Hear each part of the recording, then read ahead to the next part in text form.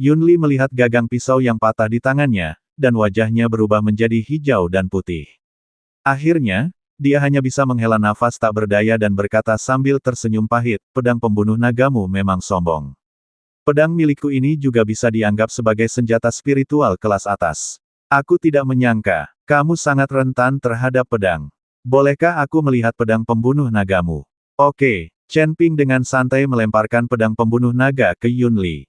Yunli mengambil pedang pembunuh naga dan melihatnya dengan ekspresi serius. Dia baru saja menyuntikkan sedikit kekuatan spiritual ke dalam pedang pembunuh naga, dan ingin memahami sepenuhnya pedang pembunuh naga ini. Tapi setelah kekuatan spiritual disuntikkan, pedang pembunuh naga mulai bergetar hebat, dan kemudian cahaya pedang yang tajam datang ke arah telapak tangan Yunli. Yunli merasa ngeri dan segera melepaskan tangannya, dan pedang pembunuh naga kembali ke tangan Chen Ping. Apakah pedang pembunuh nagamu memiliki roh pedang? Yunli bertanya dengan kaget. Tentu saja, bukankah pedangmu juga memiliki roh pedang? Kata Chen Ping. Tapi Yunli menggelengkan kepalanya dan berkata, ini berbeda. Meskipun pedangku juga memiliki spiritualitas, tidak seperti pedang pembunuh naga milikmu, yang dapat menyerang secara mandiri. Dibandingkan dengan pedang pembunuh naga milikmu, ini hanyalah pedang patah pisau. Kamu melawanku begitu banyak ronde dan kamu hanya berhasil mengalahkanku setengah langkah. Kamu sengaja menyerah padaku. Dengan kekuatanmu, aku khawatir kamu akan kalah dalam 3 langkah. Chen Ping tersenyum tipis, menyingkirkan pedang pembunuh naga, dan berkata dengan nada tenang, maaf. Pedang tidak memiliki mata. Kemenangan dan kekalahan adalah hal biasa. Saya juga mendapat banyak manfaat dari pertempuran hari ini. Ekspresi rumit muncul di mata Yunli, tidak perlu menghiburku. Aku bersedia mengaku kalah. Keterampilanku lebih rendah dari orang lain. Aku tidak akan kalah secara tidak adil kali ini. Chen Ping tersenyum dan tidak berkata apa-apa, tapi diam-diam dia bangga di dalam hatinya. Dia memang menyembunyikan kekuatannya. Bagaimanapun, di dunia keabadian ini, semakin banyak kartu yang Anda miliki, semakin besar peluang Anda untuk bertahan hidup. Namun, dia tidak ingin terlalu mempermalukan Yunli. Bagaimanapun, tidak ada kebencian yang mendalam di antara keduanya, mereka hanya membandingkan catatan. Sekarang hasilnya sudah diputuskan, bagaimana kalau kita mencari tempat untuk minum? Saran Chen Ping. Yunli ini benar-benar membuat Chen Ping merasa berbeda dari biksu dewa lainnya.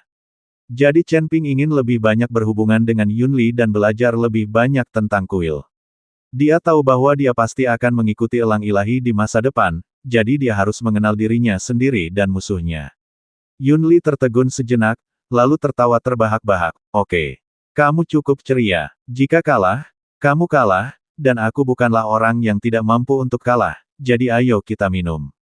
Keduanya saling memandang dan tersenyum, dan ketegangan sebelumnya segera menghilang. Meskipun dunia surga dan manusia kejam, ada juga orang yang murah hati. Meskipun Yunli kalah, dia yakin bahwa dia kalah dan sebenarnya lebih mengagumi Chen Ping. Chen Ping mengikuti Yunli kembali ke kota Kekaisaran Dinasti Xiao. Pada saat ini, Xiao Yuanshan dan orang-orang dari Aula ke-10 terlibat dalam konfrontasi yang menegangkan. Suasananya sangat menyedihkan dalam keadaan siaga penuh. Tetapi ketika mereka melihat Chen Ping kembali bersama Yunli, dan mereka berdua berbicara dan tertawa, mereka semua tercengang.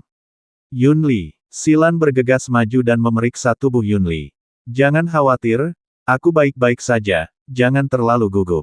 Yunli tersenyum tipis dan berkata. Chen Ping memandang Xiao Yuanshan, Kaisar Xiao, santai saja, tidak apa-apa. Merasa semua orang di dinasti Xiao dalam keadaan siaga penuh, Chen Ping segera membujuk semua orang untuk bersantai. Tuan Chen, ini, Xiao Yuanshan tidak mengerti apa yang terjadi. Kami berdua baru saja mengobrol. Jangan gugup, bisakah Kaisar Xiao mencarikan tempat yang tenang untuk kami? Saya ingin minum bersama Saudara Yun. Kata Chen Ping. Semua orang sedikit bingung ketika mendengar bahwa Chen Ping akan minum bersama Yunli, tapi Xiao Yuanshan mengangguk dan berkata, oke, saya akan memerintahkan seseorang untuk segera membuat pengaturan. Yunli memandang Silan dan berkata, kita tidak bisa kembali ke istana ke-10, tapi kita harus mencari tempat tinggal sementara. Menurutku dinasti Xiao ini bagus. Mari kita tinggal di sini untuk sementara waktu. Yunli tidak peduli apakah Xiao Yuanshan setuju atau tidak, tapi dia ingin tinggal di dinasti Xiao. Aku mendengarkanmu. Silan tersenyum sedikit, dia tidak peduli. dia mendengarkan Yun Li dalam segala hal. Saudara Chen, bolehkah saya tinggal sementara di dinasti Xiao? Yun Li bertanya pada Chen Ping. Kaisar Xiao dari dinasti Xiao adalah Xiao Yuanshan, namun kali ini Yun Li menanyakan pertanyaan kepada Chen Ping tanpa menanyakan pendapat Xiao Yuanshan sama sekali. Terlihat bahwa Yun Li tidak menganggap serius Xiao Yuanshan. Tentu saja, Chen Ping mengangguk, memandang Xiao Yuanshan dan berkata, Kaisar Xiao, tolong atur tempat tinggal mereka. Saya mengerti, Tuan Chen. Xiao Yuanshan setuju dan segera pergi untuk membuat pengaturan tanpa rasa tidak senang. Dia, Xiao Huang, tidak akan mengeluh sama sekali jika dia memberikannya kepada Chen Ping. Kembalilah dan jaga matamu tetap cerah mulai sekarang. Aku tinggal di dinasti Xiao. Jangan membuat masalah pada dinasti Xiao. Yun Li memandang Zhuo Tianzeng yang bersembunyi di belakang dan berkata, Jangan khawatir, Yang Mulia. Zhuo Tianzeng mengangguk dengan cepat, lalu berbalik dan lari. Dia sudah lama ingin pergi, tapi Yun Li tidak mengatakan apa-apa, jadi dia tidak berani pergi. Dan dinasti Xiao ini, bahkan jika Yun Li tidak tinggal di sini dan memberi Zhuo Tianzeng 10 keberanian, dia tidak akan berani menimbulkan masalah bagi dinasti Xiao. Segera, Xiao Yuanshan membuat pengaturan dan semua orang yang dibawa oleh Yun Li beristirahat. Chen Ping, sebaliknya, mengikuti Yun Li ke ruangan yang diatur oleh Xiao Yuanshan, meletakkan beberapa pot anggur spiritual dan beberapa daging binatang spiritual, dan mulai makan dan minum. Setelah 3 putaran minum, ketika anggur sudah penuh, Yun Li tiba-tiba merendahkan suaranya dan berkata, Saudara Chen, sebenarnya saya datang menemui Anda kali ini. Selain berdiskusi, ada satu hal lagi yang ingin saya diskusikan bersamamu. Chen Ping mengangkat alisnya dan bertanya, Oh, ada apa? Kamu tidak hanya bisa menghindari ayahku dan tidak membunuhnya. Kata Yun Li pada Chen Ping. Chen Ping tertegun dan berkata tidak percaya, mengapa saya harus membunuh ayahmu? Bisakah saya membunuh ayahmu dengan kekuatan saya? Saudara Chen, meskipun kamu tampaknya tidak cukup kuat untuk mengancam ayahku, aku tahu cepat atau lambat kamu akan melampauinya. Jadi aku ingin memohon padamu, jika ayahku menyinggung perasaanmu, selamatkan nyawanya dan jangan bunuh dia. Mata Yun Li penuh dengan doa. Kamu sangat menghargaiku. Chen Ping tersenyum, sepertinya aku benar-benar ingin berterima kasih, tapi selama ayahmu tidak menimbulkan masalah bagiku, aku tidak bisa mengincarnya, tidak ada dendam dengan si Dian. Dia pasti akan menimbulkan masalah bagimu. Aku sangat mengenal ayahku. Tidak mungkin dia membiarkan seorang biksu kecil Mahayana menantang otoritasnya. Jika kamu membunuh Lota, jika ayahku tidak menimbulkan masalah bagimu, prestisenya di istana ke-10 akan hilang sepenuhnya. Dia tidak hanya akan menimbulkan masalah bagimu, tetapi dia juga akan terus mengirim orang untuk membunuhmu. Kata Yun Li tanpa ragu-ragu. Chen Ping mengerutkan kening dan berkata dengan sedikit tidak senang, ayahmu membuat masalah bagiku dan ingin membunuhku. Kamu masih ingin aku mengampuni nyawanya. Mengapa kamu tidak memohon pada ayahmu untuk mengampuni nyawaku? Saya juga punya masalah kecil, yaitu saya tidak akan menyinggung orang lain kecuali mereka menyinggung saya. Jika seseorang menyinggung saya akan membunuh mereka. Saudara Chen, tidak bisakah kamu memberiku wajah? Tanya Yun Li. Tidak, aku baru saja bertemu denganmu. Jika aku tidak membunuhmu, aku sudah memberimu banyak wajah. Chen Ping menggelengkan kepalanya. Dia dan Yun Li tidak dianggap teman, mereka hanya bisa dianggap kenalan.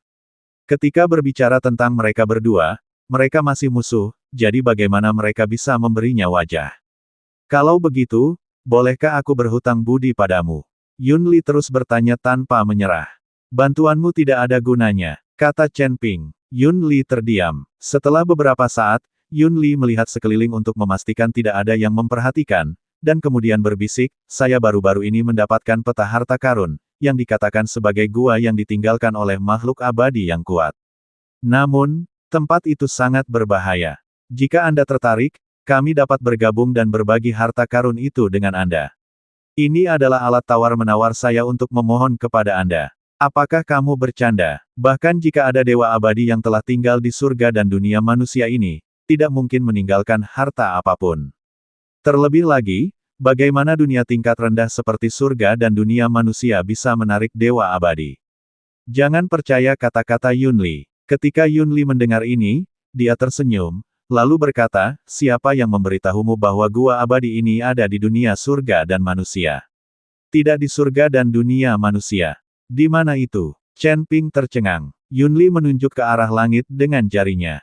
Surga, gua abadi yang kamu bicarakan ada di surga. Chen Ping memandang Yunli dengan tidak percaya, dan kemudian berkata dengan sedikit marah, apakah kamu tidak bercanda? Dengan keadaanku saat ini, aku tidak tahu kapan aku akan melakukannya. Bisa naik ke surga, apa gunanya memberitahuku hal ini? Ini seperti mencoba menyebarkan kue, dan saya bahkan tidak tahu apakah itu bisa terwujud. Yunli benar-benar memikirkannya dan berkata bahwa dia ingin membagi harta karun itu. Yunli memandang Chen Ping dan berkata dengan heran, apa? Tahukah kamu bahwa seseorang bisa masuk surga hanya dengan naik? Bagaimana kamu bisa masuk surga tanpa naik? Chen Ping tampak bingung. Kamu benar-benar tidak tahu. Yunli menatap Chen Ping. Berhentilah bicara omong kosong, aku tidak punya waktu untuk menebak teka-teki denganmu.